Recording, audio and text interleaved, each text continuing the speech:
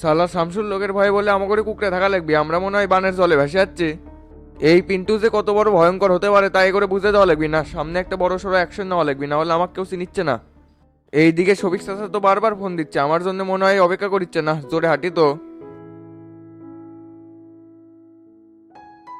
কেরে তোতা, এটা তোর আসার সময় হলো, কখন থেকে তোর জন্য আমি অপেক্ষা করিচ্ছি।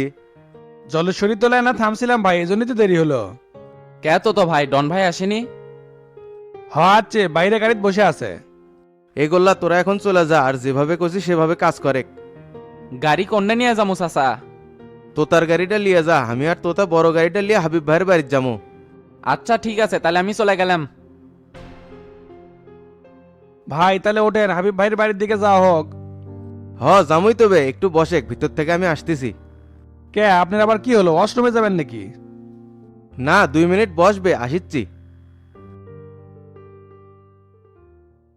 কি ব্যাপার, গাড়ির ড্রাইভারের লাগান থেকে আমার ভিতরে বসে আছেন? তোর জন্য তো অপেক্ষা করছি, উঠে আমরা এখন রওনা দেই।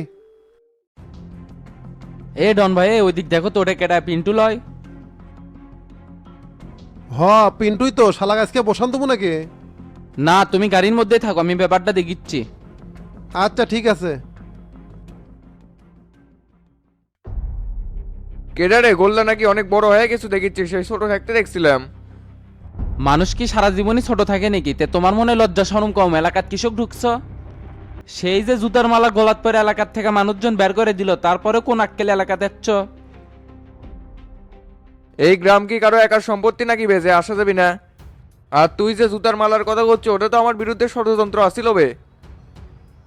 তুই তো পিচ্ছিয়া না আসিল, তখন ওগুলো ব্যাপারে কি বুঝবো? কোনটা ষড়যন্ত্র কোনটা কি সেটা আমরা ভালো করেই জানি।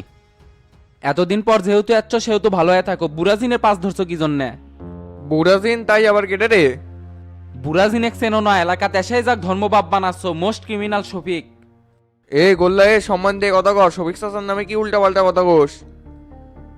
এ মাদারি, এটা করলে কি করবো? শফিক বুড়াজিন ক্রিমিনাল 100 বার কমু। তুই আর একটা তেরা কথা কয়া নাকি, তোর বাটামিটি ফাটামু আজকে। এ করে ভাবসাব করতে সুবিধার মনে হচ্ছে না, গায়ে আবার হাত তুলবি নাকি? শোনো বিন্টু ভাই, মেলাদিন পর এলাকাতে এসছ, তাই ওয়ার্নিং দিয়ে ছেড়ে দিলাম। উল্টা পাল্টা যদি কিছু করতে দেখছি তাহলে পায়ের হাড্ডি হাতের ধরে দিয়ে কিন্তু এলাকার থেকে বের করে দেবো। হোসে রে, তোরা কমা যে ভাবর দিচ্ছ, আমি তো মনে হয় সেই ভয় পেয়ে যাচ্ছি। মনে রাখিস এই পিন্টু কিন্তু গ্রামের নয়, ঢাকার বড় খেলোয়াড়। ফকাস্টিং কথা কও কি জন্যে? তুমি কোন জায়গার খেলোয়াড় সেটা কি আমি দেখতে চাচ্ছি নাকি?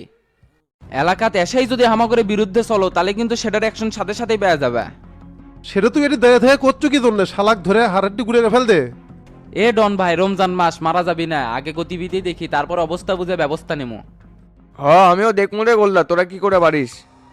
তোমাক তো প্রথমেই কলাম, আজকে ফার্স্ট দেখে ওয়ার্নিং দিলাম, নেক্সট টাইম আর কোনো কথা হবি না। এই ফাতরার লোকের সাথে পেছাল পায়ে লাভ নাই, ভেতরে এসে বসে তো চলে যাবো। আচ্ছা চলো।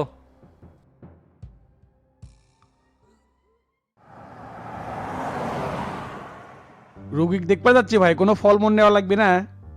বাজারের সামনে দিয়ে যাওয়ার সময় ওটি থেকে কোনো দোকান থেকে নিমনি। আচ্ছা, আর শামসু ভাই কি আপনাকে ফোন দিছিল? দিছিল তো, ভোটের খোঁজ খবর নিল, করছে ভালো করে প্রচার প্রচারণা করেন, ইনশাল্লাহ দোয়েল পাখি মার্কা জিতে যাবি।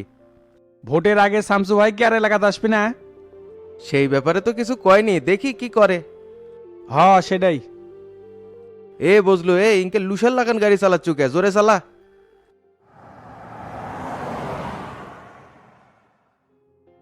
কিরে কেবল তোর আসার সময় হলো, বাটুল তোর জন্য অপেক্ষা করতে করতে সে চলে গেল। আর কইন না চাচা, পথে গোল্লার দনের সাথে এক প্রকার ক্যাসালি লেগে গেছিল।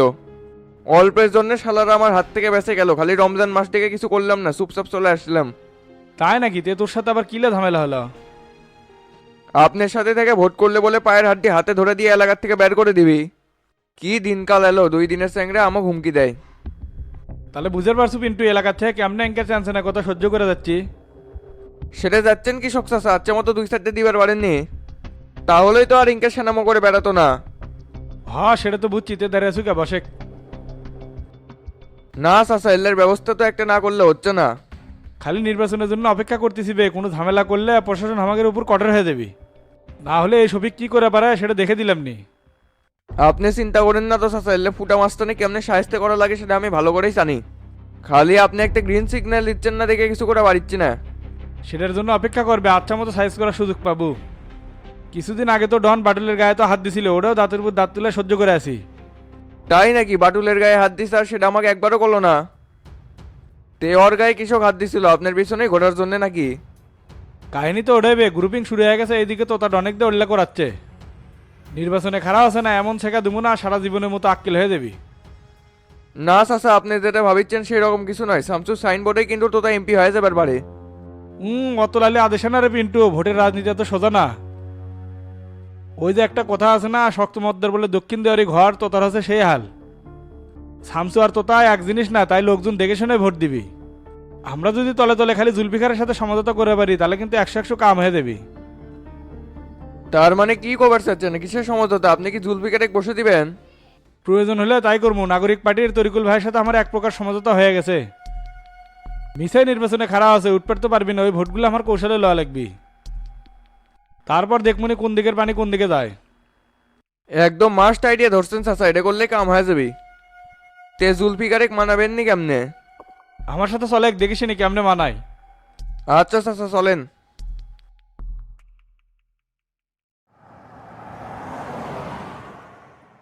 এক আজকে বসান দেওয়া লাগলো নি রে গোল্লা, আমার হাত খালি ইস্পিস পিস করছে। না না, আগেই গায়ে হাত দেওয়া যাবি না, আর কারবার আগে দেখি তারপরে অ্যাকশন নিমুই নি। হয় ওটাই, আমি তো ওই জন্য অপেক্ষা করছি। আর শফিকে কোনোভাবে শান্তি মতো নির্বাচন করবে দেওয়া যাবে না। সেটা কেমনে কি করবার চাচ্ছ? প্রত্যেক এলাকার ওর ক্লাবগুলো আগে ভেঙে দেবো। আর ওর এজেন্ট কাকে থুবে চাচ্ছে তাকে খোঁজ করে মানা করে দেবো। সেটা আগেই তুমি কেমনে জানবে এজেন্ট কাক থুবি? শহীদের কাছে সেটা জানা যাবে, কৌশলের বাড়ি কেন নেই। তারপরে ভোটের দিন একটা খেলা দেখামো। তাহলে ডন ভাই এলে ভোটের আগের রাতেই করা লাগবে, জানি ওই সকালবেলা উঠেও আর কোনো এজেন্ট খুঁজে না পায়। একেবারে ঠিক কথা কচুবে, দরকার হলে সেটাই করবো। তে আক্কাস আর মামুনরা কি আগেই চলে গেছে? হামাগের জন্য ওরা অপেক্ষা করছে। তাহলে তাড়াতাড়ি চলো। কি ব্যাপার, আপনি বলে অসুস্থ, দিব্যি তো বসে আছেন। আজকে না ভালো লাগিচ্ছে মাস্টার, তাই শুয়ে না থেকে নিচে এসে বসে আছি। এদিকে আমরা আরো টেনশনে পড়ে গেছি ভাই, হঠাৎ করে আপনার যে কি হলো? ফুড পয়জনিং হয়েছিল, সে থেকে পেটের ব্যথা বেড়ে গেছিল। এই সমস্যা তো আপনার আগে থেকে, ভালো ডাক্তার দেখাবার পারেন না?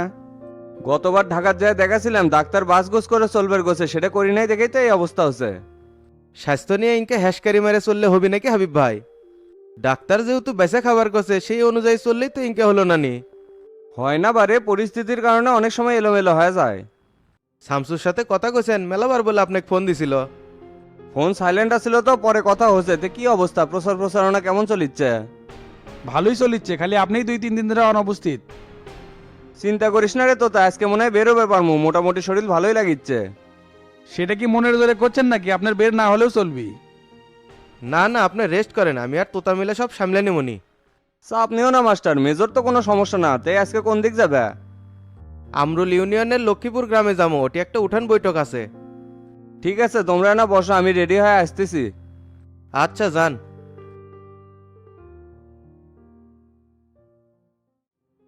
স্যার আসসালামু আলাইকুম। ওয়ালাইকুম আসসালাম। বিজয় বসো।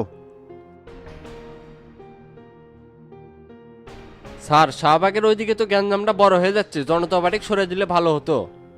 সরকারি দল সমাবেশ করলে কেমনে থামাবা? পরিস্থিতি কষ্ট করে হলেও এখন আমাদের কন্ট্রোল করতে হবে। সেটা কেমনে করবো স্যার? ওদিকে তো ঢাকা বিশ্ববিদ্যালয়ের ভেতর নাগরিক পার্টির সাথে বাম ছাত্র সংগঠনে প্রচুর গ্যাঞ্জাম চলিচ্ছে। জনতা পার্টি ছাত্র সংগঠন এটা থামাতে যে আবার ত্রিমুখী সংঘর্ষ লেগে গেছে। আমার তো স্যার মনে হচ্ছে এগুলো সব প্রি প্ল্যান, জনতা পার্টির বিক্ষোভের মধ্যে দিয়ে এগুলো শুরু হচ্ছে।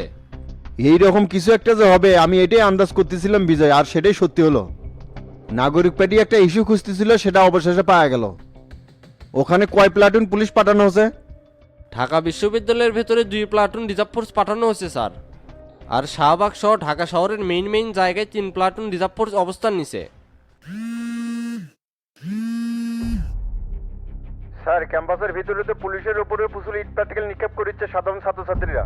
কি বলো, রিজার্ভ ফোর্স থাকতে তোমাদের উপরে এটা কেমনে করে? পরিস্থিতি আমাদের অনুকূলে নাই স্যার। সাউন্ড গ্রেনেড আর টিয়ার গ্যাস মারেও কাম হচ্ছে না, শালারা মুখে কাপড় বাঁধে মাঠে নেমে গেছে। ঠিক আছে হাসান, আমি আজই স্যার এখানে আসি, স্যারের সাথে কথা বলে দেখি কি করা যায়। আমাদের আরো এক্সট্রা ফোর্স দরকার স্যার, না হলে ক্যাম্পাস আমরা দখলে নিতে পারবো না। গুলি চালানো যাবে না, আমি স্যারের সাথে কথা বলে তোমাকে জানাচ্ছি।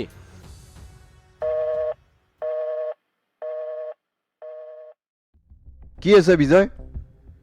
ক্যাম্পাসে তো পুলিশদের উপর ছাত্ররা অ্যাটাক করছে, ওখান থেকে আমার কাছে গুলি করার অর্ডার চাচ্ছে স্যার। রাবার বুলেট আর সাউন্ড গ্রেড দিয়ে কি কাম হচ্ছে না? না স্যার, আরেকটা ফোর্স চাচ্ছে, কিন্তু এক্সট্রা ফোর্স তো নাই, ঢাকার বাইরে থেকে আনতে হবে। আমার মনে হয় এই মুহূর্তে বিজিবি আর সেনাবাহিনীকে নামালে পরিস্থিতি কন্ট্রোল করা যেত। বললেই তো আর সেটা করা যায় না, এই জন্য প্রতিরক্ষা মন্ত্রণালয়ের অনুমতি লাগবে। কার কাছ থেকে অনুমতি নেওয়া লাগবে সেটা দ্রুত নেন স্যার।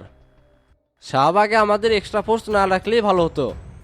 সরকারি দলই যদি না বুঝে তাহলে আমরা এই পরিস্থিতি কেমনে সামাল দিব? ঠিক আছে বিজয়, তুমি স্পটে চলে যাও, আমি দেখতেছি ব্যাপারটা কি করা যায়। Okay sir.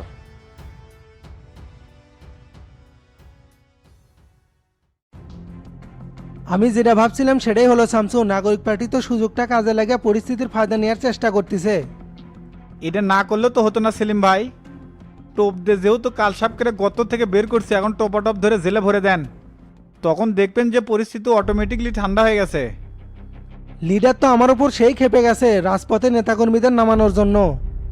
ওই লোক তো চলেছে ষড়যন্ত্রকারীদের কোথায় ম্যানেজিং পদ্ধতি চললে তো আর গদি থাকবি না, সেটা তো আর বুঝিচ্ছে না। না, আমি যা বলার বলছি, পরে বিষয়টা মেনে নিছে। এই লোকের বুদ্ধিতে কিছু হবি না ভাই, যা করার আমাদেরই করতে হবে। যে পরিস্থিতি তৈরি করছি না, এখন দেখবেন যে পটাপট উইকেট চলে দেবি। স্যার আসসালামু আলাইকুম। ওয়ালাইকুম আসসালাম। সম্রাট বলো। স্যার ঢাকা শহরের অবস্থা তো খুব খারাপ মনে হচ্ছে, বিশেষ করে ঢাকা বিশ্ববিদ্যালয় ক্যাম্পাসে ছাত্ররা পুলিশের উপর অ্যাটাক করছে। আমাদের পুলিশের মধ্যে অনেকেই আহত হয়েছে, টিয়ার গ্যাস রাবার বুলেট মেরেও কোনো কাম হচ্ছে না স্যার। কি বলো, এত কিছু ঘটে গেছে? ক্যাম্পাসে বহিরাগতরা ঢুকছে নাকি? সেটা এখনো বলা যাচ্ছে না স্যার, শাহবাগের দিকে নজর দিতে যায় ক্যাম্পাসের ভিতরে আন্দোলন দানা বাঁধে উঠছে। এখন ওখানকার দায়িত্বরত অফিসাররা তো আমার কাছে গুলি করে অর্ডার চাচ্ছে, আমি কি করবো স্যার? ছাত্রদের উপর গুলি চালানো যাবে না সম্রাট, দরকার হলে আরো ফোর্স মোতায়েন করো। সেটা কেমনে? সমস্ত রিজার্ভ ফোর্স ঢাকার প্রতিটা পয়েন্টে মোতায়েন আছে, এখন বিজিবি আর সেনাবাহিনী ছাড়া কোনো উপায় দেখিচ্ছি না। আর জনতা পার্টির নেতাকর্মীদেরকে শাহবাগ খালি করে দিতে পারলে আরো সুবিধা হতো। আচ্ছা ঠিক আছে সম্রাট, বিষয়টা আমি দেখিচ্ছি কি করা যায়। তাহলে স্যার একটু দ্রুত ব্যবস্থা করেন, না হলে সবকিছু হাতের নাগালের বাইরে চলে যাবে।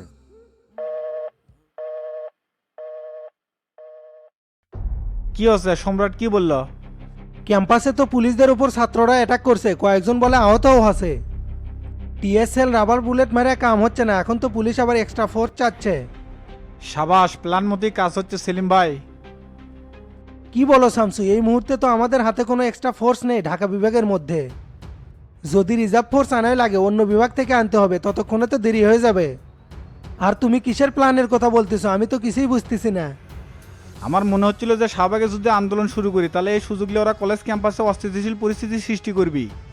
হ্যাঁ সেটাই তো হচ্ছে। তাহলে বিশ্ববিদ্যালয়ের ছাত্রদের যারা উস্কে দিচ্ছিল এরা কে? এরা নিশ্চয়ই গুপ্ত হয়ে আসছিল, এদেরকে খুঁজে বের করতে সুবিধা হবে। ও এতক্ষণে বুঝতে পারলাম, সবগুলোকে একই জালে ধরতে চাচ্ছ। হ্যাঁ, এখন বিজিবিদের মাঠে নামে দেন যাতে পরিস্থিতি ঠান্ডা করে ফেলায়। আচ্ছা ঠিক আছে। লিডার আসসালামু আলাইকুম। ওয়ালাইকুম আসসালাম। শামসু কোথায় আছো? আমি আর সেলিম ভাই তো দপ্তরে আছি লিডার। আচ্ছা, তোমরা কি আমাকে শান্তিতে থাকতে দিবে না? তোমাদের সমস্যা কোথায় বলো তো? এমন করে বলতেছেন কে লিডার, কি হচ্ছে? ঢাকা শহরে তোমরা কি শুরু করছো? শাহবাগে আন্দোলনটা করার কি দরকার ছিল? ক্যাম্পাসের পরিস্থিতি এখন কেমনে ঠান্ডা করবা? আমি তো আবর্জনা দূর করার জন্য এই পন্থা অবলম্বন করছি লিডার। মানুষের লাশ ফেলে তুমি আবর্জনা দূর করবে? তাড়াতাড়ি আমার অফিসে চলে আসো। আচ্ছা ঠিক আছে লিডার, আসতেছি।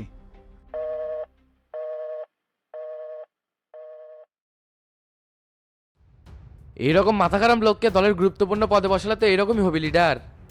ঢাকা শহরে তো ভূতের অবস্থা তৈরি হয়ে গেছে, সারা শহরের মানুষের মধ্যে আতঙ্ক সৃষ্টি হয়ে গেছে।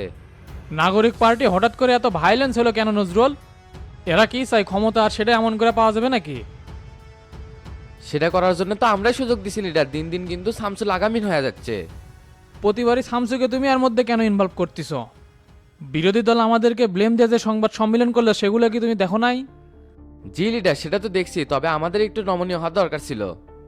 এই সুযোগে তো দেশের আইন শৃঙ্খলা পরিস্থিতি আরো খারাপ হয়ে যাবে, সেটা তো আমাদের বোঝা উচিত। এমনিতেই তো নাগরিক পার্টি বিশাল জোট গঠন করছে আমাদের বিরুদ্ধে আন্দোলন করার জন্য, আর এতদিন সেই সুযোগটাই খুঁজতেছিল, সেটা তো পেয়ে গেছে। হ্যাঁ সেটা তো দেখতেই পারতেছি, তাই এক্ষেত্রে তোমাদের অবস্থান কি বলো তো? আর তরিকুল কোন হিসাবে স্থায়ী জামিন পেলে? তুমি এই ব্যাপারে কি করছো? আমি আর কি করব, বিচার বিভাগের উপর অযাচিত হস্তক্ষেপ করার তো আপনি বাধা দিছেন। আইন অনুপাতে সে জামিন পেয়েছে, এখানে তো আমার কিছু করার ছিল না। এইদিকে তো কাদের মোল্লা জামিনের জন্য শামসু আমার উপর সেই খারাপ ব্যবহার করছে। খারাপ আচরণ করছে, তুমি এখানে আমার দোষ কেন দিছ? আপনার কথা কয়েই তো বেঁচে গেছি লিডার, না হলে তো আমার গায়েতে হাত তুলে ফেলায়। আমি যে দেশের একজন আইনমন্ত্রী, ও মা, তার মধ্যে সেই ভুরুক্ষেপই নাই। একজন সন্ত্রাসীকে দলের সাধারণ সম্পাদক বানাইছেন, এখানে তো আমাদের কোনো নিরাপত্তাই দেখিচ্ছি না। এইরকম করে চলতে থাকলে ক্ষমতায় আর থাকা লাগবে না লিডার। তখন কিন্তু নিত্যদিন জুলুম নির্যাতনের শিকার হওয়া লাগবে, সেই সময় কিন্তু এই শামসুক খুঁজে পাবেন না। আর বিরোধী দল থাকাকালীন 11 আন্দোলনের সময় মোল্লা ভাইরা কত ত্যাগ সংগ্রাম করছে, আর তাদেরকে দল থেকে দূরে সরে দিছেন। এই সময় দলের মধ্যে মতি মোল্লার হাজির দরকার ছিল, সেটা আপনি একটু চিন্তা করে দেখেন। আচ্ছা ঠিক আছে নজরুল, তুমি যাও, বিষয়টা আমি দেখতেছি। ঠিক আছে লিডার, দেখেন আর শহরের পরিস্থিতি স্বাভাবিক করেন। আচ্ছা ঠিক আছে।